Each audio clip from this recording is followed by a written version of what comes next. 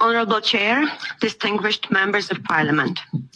We are used to hearing nice speeches about human rights, about human dignity, about the value of human life.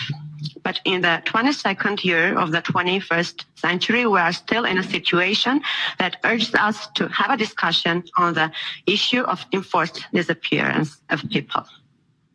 As regards the speech of my Azerbaijani colleague, I need to mention that he comfortably forgets about Sumgait, Baku, Kirovabad, and Maragha massacres. However, let me continue. More than a year has passed after the Second Nagorno-Karabakh War. And despite the fact that the 8th point of the trilateral statement signed on November 9th, 2020 by the heads of Armenia, Azerbaijan and Russia clearly envisages an exchange of prisoners of war, hostages and other detained persons, several dozens of Armenian servicemen and civilians are still held captives in Azerbaijan. The number of Armenian prisoners of war and other captives remains unclear. Azerbaijani authorities do not publish the exact number of captives without any legal grounds and in gross violation of human rights requirements under the Geneva Convention. During the past year, 142 prisoners of war and captives have repatriated to Armenia. However, 46 confirmed prisoners of war and captives are still kept under the Azerbaijani custody.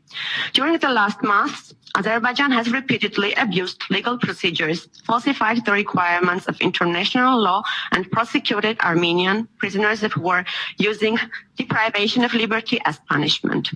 Labeling Armenian servicemen and civilians as terrorists is a gross violation of international humanitarian law and international human rights law in general.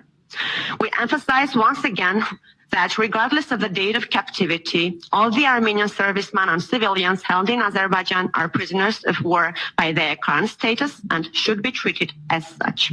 Nevertheless, as my colleague Ms. Ghazarian already mentioned in her speech, and as it is mentioned in the resolution adopted by the PACE last autumn on the humanitarian consequences of the Nagorno-Karabakh conflict, several dozens of individuals are held captive in Azerbaijan without any confirmation by the Azerbaijani side. And while speaking about enforced disappearance, we just simply cannot bypass this evident reality.